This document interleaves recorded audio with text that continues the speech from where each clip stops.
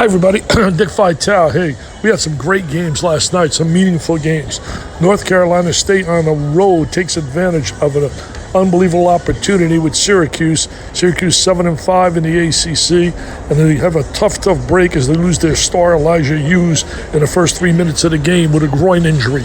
And NC State made them pay for that by winning that basketball game. Now Syracuse is 7-6 and has to go on the road to face Florida State Saturday, and then Wednesday at Louisville, which we'll be doing the game, Dan Schumann and I. But that's a tough break. Now the question is, when will Hughes be back? He's so talented. He's the second leading scorer in the conference, and that tells you a little bit about his ability and how much he would be missed. Also last night, Fighting Irish and Notre Dame lost a heartbreaker. Lost the game in regulation, had a chance to win it, didn't get it done, went to overtime, and lost in overtime 50-49 to the stubborn defensive game of Virginia. They play that tough. They pack it in defensively, and they really make it tough for you to score. But the Irish are right there going for their fourth win in a row. So they're playing good basketball now, but now they got a tough one on Saturday. You go from Virginia, you go to Duke. And that's not easy, as we know.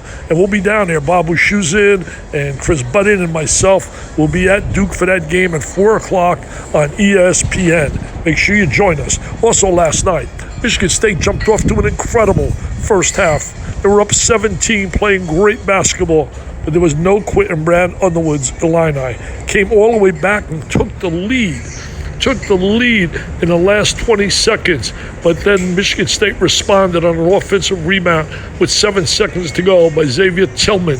He dunks it, and it's Michigan State leaves with that W. And you got to believe that Tom Izzo's heart just felt like $1 million after that, baby, because that would have been a heartbreaking, tough loss, especially the fact they had lost 4 games in a row.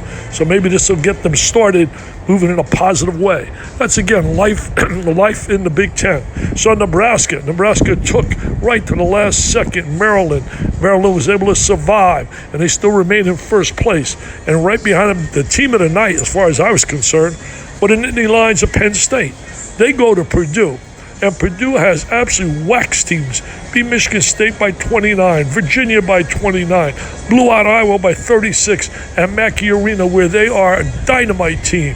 Dynamite. Couldn't tell it to the Nittany Lions. Patrick Chambers' club came to play, and they won that game from wire to wire, and they won really in command all the way. And Penn State now has won 7 games in a row, and they're 1 game behind the Terps of Maryland for the Big Ten title. No longer you talk about they're going to get in the tournament for the first time in Patrick Chambers' career there at Penn State. That's Lock City. The question is, where will they be seated? And the next question, can they win the Big Ten title?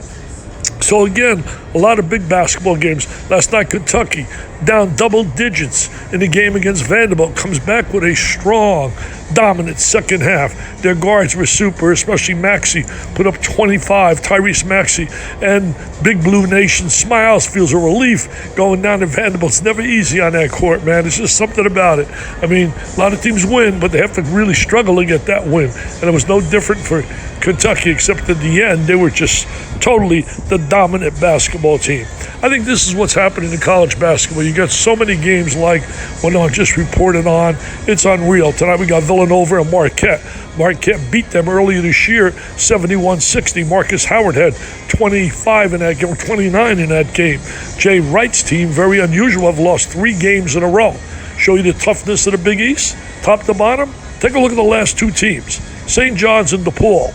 Those are 2 pretty good basketball teams, and they sit in the cellar in the Big East. So every game is a battle. Well, tonight Jay Wright's club's trying to avoid a 4th loss in a row. They better contain Mr. Howard, because he is a scoring machine. Oh, well, college basketball, it's going to be wild, man. It's going to be wild come March Madness.